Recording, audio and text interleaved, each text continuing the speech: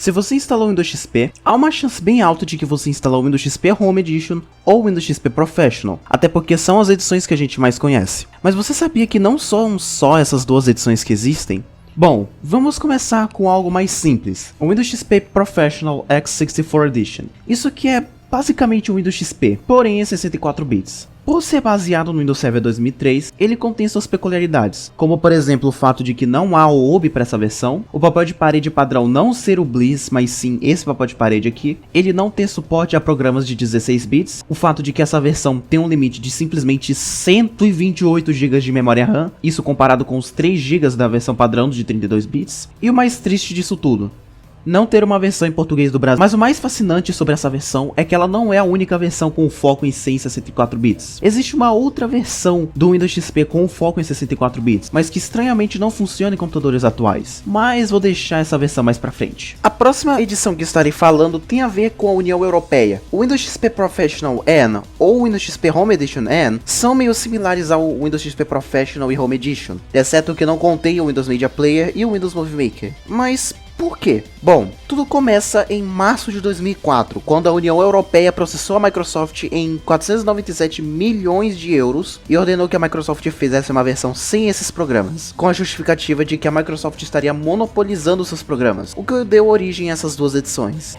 A Europa demandar mudanças em produtos não é novidade nenhuma. Essa atitude inclusive foi feita na Coreia do Sul, que deu origem à versão KN do Windows XP. Ela é basicamente a versão N, exceto que em coreano e obviamente voltado para a Coreia do Sul. A próxima edição do Windows XP na lista é honestamente a minha versão favorita por algum motivo. O Windows XP Media Center Edition, que é uma versão do Windows XP feita para PCs voltados a multimídia, que seriam usados numa TV da sala e que continham portas de antena. Existem 3 versões do Windows XP Media Center Edition. A versão de 2002, que é a mesma coisa do Windows XP padrão, mas que contém a primeira versão do Windows Media Center. A versão de 2004, que até onde eu sei só possui correções de bugs. E a minha versão favorita, a versão de 2005, que contém um tema Royal com um papel de parede próprio para esse tema. Uma versão do Windows Media Center diferente para combinar com o tema, temas do pacote Plus do Windows XP, assim como screensavers do mesmo, que incluem Space, Aquarium, DaVinci e Nature. Ele também possui alguns programas bem questionáveis, eu diria. O Windows Media Center aqui foi feito para ser usado com um controle remoto proprietário para o software, mas eu não tenho um e eu não vou comprar um controle para esse vídeo, então eis aqui uma demonstração de como seria usar um programa com controle. Enfim, agora vocês devem estar curiosos para ver como é o Windows Media Center aqui. E bom, ele basicamente possui a possibilidade de ver vídeos que estão na pasta de vídeos ou de música aqui, em uma tela cheia.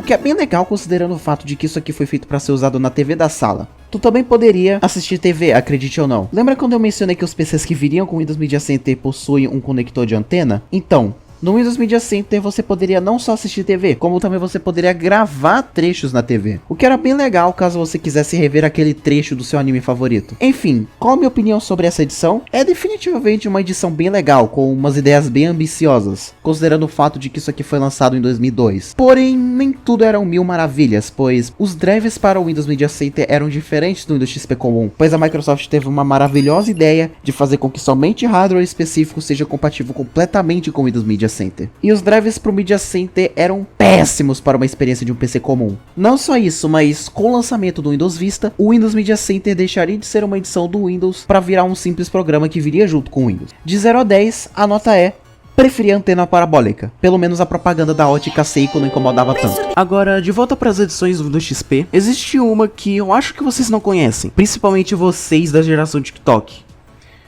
E eu acabei de soar como um boomer falando isso. E essa edição em questão se chama Windows XP Starter Edition. Agora, essa edição é bem interessante porque ela foi feita por um propósito épico: combater a pirataria em países emergentes. Quais países? Bom, são bem poucos, tipo Brasil, Argentina, Venezuela, Uruguai, Equador, México, Filipinas, Rússia, Índia, Indonésia, Turquia, Tailândia e Malásia.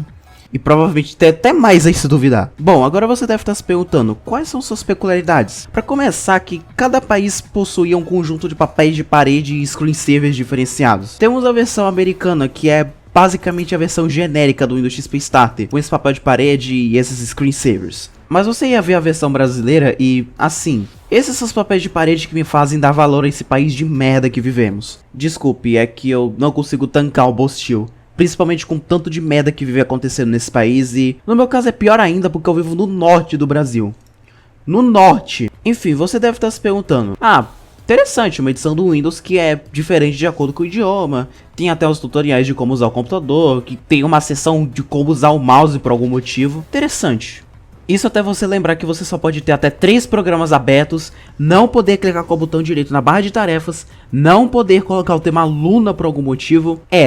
É uma edição bem limitada mesmo. Para piorar ainda mais a situação, essa versão limita a potência do PC que eu posso instalar. Para vocês terem uma noção do quão ridículo isso é, uma vez eu instalei essa versão no meu PC antigo que tinha um Core 2 Duo E8400 e funcionou normalmente. Eu fiz até um vídeo mostrando uma versão corrompida do XP Starter. Porém, recentemente eu tentei instalar essa mesma versão no meu PC atual, que tem um processador bem melhor do que o meu PC antigo. E ele simplesmente se recusa a funcionar.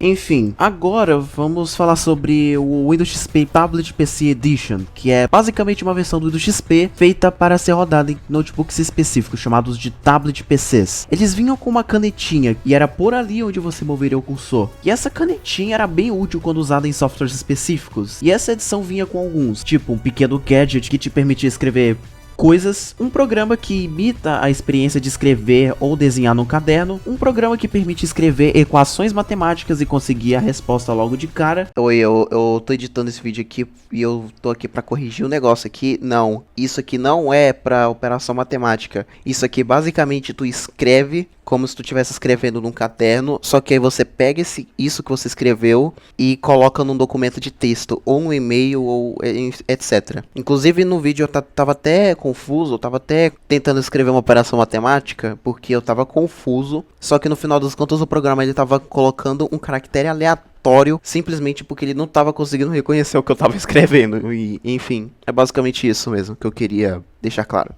De volta pro vídeo. E até a primeira versão do Inkball. Sim, o Inkball, o mesmo que a gente conhece por vir junto com o Windows Vista, veio nessa edição do Windows XP. Infelizmente, esses tablet PCs eram bem caros, custando na média de uns $2.000. E não era todo mundo que podia comprar na época, tanto que não deu muito certo. Porém, a ideia de um tablet rodar um sistema operacional de computador mais pra frente foi revisitada, principalmente com o lançamento do Windows 8.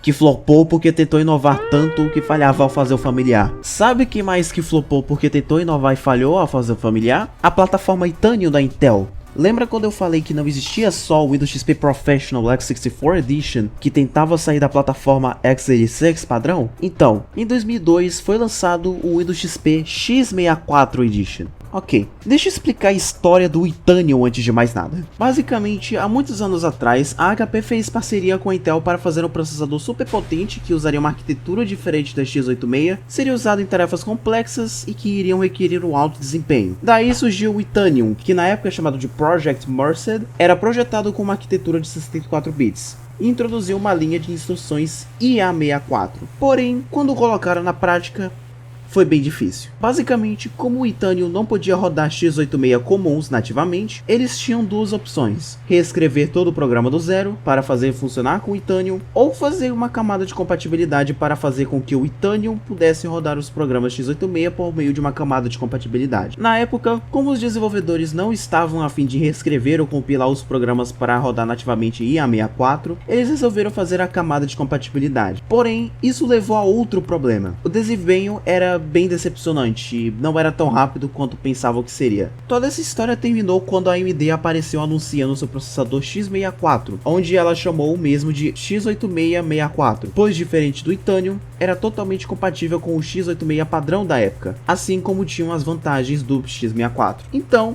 a Intel resolveu comprar a ideia também. E é assim que temos PCs tão potentes com quantidades tão absurdas de memória RAM hoje em dia. E em 2017, a Intel anunciou o descontinuamento do Itanium, dando um fim de vez à linha 64 que nunca foi. Enfim, agora que vocês já conhecem a história do Itanium, podemos agora entender o porquê da existência dessa edição do Windows XP. Que nem a única. Porque convenhamos, você sabe muito bem que seu projeto de arquitetura está dando muito certo quando você precisa lançar uma versão 2.0 da mesma arquitetura. Só que escrito de uma forma diferente por algum motivo. Eu digo isso porque sim, a Intel resolveu lançar uma continuação do Itanium, o Itanium 2. E por causa disso, a Microsoft teve que lançar uma outra versão chamada Windows XP x64 Edition Version 2003. E o porquê? Muito simples. A primeira versão que foi lançada para Itanium simplesmente não funciona no Itanium 2. Quando a versão de 32 bits do Windows XP funciona normalmente no processador de uma arquitetura que a sua rival fez e o Windows XP feito para Itanium não funciona no Itanium 2, é aí que você percebe que você fez um péssimo trabalho. Parabéns, Intel! Enfim, no geral, essa época foi uma bagunça e, no final, fico feliz que a ideia de uma nova arquitetura tenha dado certo, mesmo que tiveram que fazer uma plataforma horrível no processo. Aliás, já mencionei que o Itanium era para ser algo corporativo? Por causa disso, para finalizar esse vídeo aqui, eu vou falar sobre 3 edições do Windows XP feitas para empresas e uma feita para home servers, de casa. Eu vou falar sobre a edição para home servers, chamada Windows Home Server. Bom, ela veio um pouco antes do Windows Server 2008, porém é na época em que o Windows Vista foi lançado, e é por isso que quando você boota a ISO na VM, a tela de boot que aparece é a do Windows Vista. E sim, essa é a primeira versão do Windows XP nessa lista que possui uma interface de usuário na instalação, ao invés da clássica tela de instalação baseada em textos e uma tela azul. Porém, essa mesma tela aparece depois que você reinicia o PC. Inclusive, se olharmos no canto esquerdo superior, nós podemos ver que essa versão é baseada no Windows Server 2003 for Small Business Server. Interessante. Ao iniciar, nós podemos ver essa tela de configuração que é bem parecida com a do Windows XP em design. Porém, em todo o resto é bem diferente, principalmente no papel de parede e na logo do Windows. Ok, logando no sistema, ele vai abrir essa tela de configuração, onde ele vai pedir para você colocar uma senha para conta administrativa, ativar ou desativar algumas coisas relacionadas a atualizações e reporte de erro, e finalmente a gente entra na área de trabalho com uma página do Internet Explorer avisando que: aviso, você está logado no desktop do Windows Home Server. Várias ferramentas de administração do Windows Server podem quebrar o Windows Home Server. Idealmente, ele espera que você não use o desktop, pois é o Home Server. Mas no desktop nós temos algumas coisas, como por exemplo, o painel de controle do Windows Home Server, que tu pode instalar em outro PC. E na verdade, é assim que essa versão espera ser usada. Tu instala esse programa num outro PC, insere as informações do Home Server e pronto. Você já está controlando o Home Server remotamente e sem precisar do teclado, mouse e monitor plugados no Home Server. Bom, em relação às edições empresariais, eu vou começar falando do Windows Fundamentals for Legacy PCs. Essa edição foi feita com o propósito de ser usada naqueles PCs antigos que ainda estavam rodando o Windows NT 4 ou Windows 98, que já eram antigos para a época. E não é nem eu que estou falando isso. Em abril de 2006, um PDF chamado Determining the Value of Microsoft Software Assurance foi publicado no site da Microsoft. E na página 9 desse PDF diz o seguinte: o propósito principal do Windows Fundamentals for Legacy PCs é permitir que usuários que estão usando PCs antigos possam migrar para um sistema suportado, baseado no Windows XP. A segunda versão é o Windows Password 2009, que pode soar meio familiar para você, pois ela ficou famosa por ser a última versão do Windows XP que tinha suporte, sendo descontinuada no dia 9 de abril de 2019. Por ser uma edição feita para ser rodada em PCs tipo caixa de supermercado, por exemplo, ela é bem enxuta e contém coisas básicas, tipo o Internet Explorer. Uma coisa que se destaca, no entanto, é o tema padrão dele, o Embedded. Eu adoro esse tema, eu acho esse tema bonito e eu definitivamente usaria em um PC com Windows XP. Só coloca ali junto com uma versão escura do BLUS e pronto, fica perfeito. Ela substitui o Windows Embedded Point of Service, que é basicamente a mesma coisa, exceto que sem aparência, não contendo nenhum wallpaper e nenhum tema. E por último, o Windows Embedded, que não sei se consideraria uma edição, pois é basicamente o mini Windows XP que você boota a partir de um CD e a única coisa que você tem é um prompt de comando. Eu sinceramente não entendi direito o propósito disso, mas pelo pouco que eu entendi, é basicamente uma versão do Windows XP componentizada. Tem até como instalar isso numa VM, mas é um bagulho complicado e eu não tô afim de fazer todo esse processo.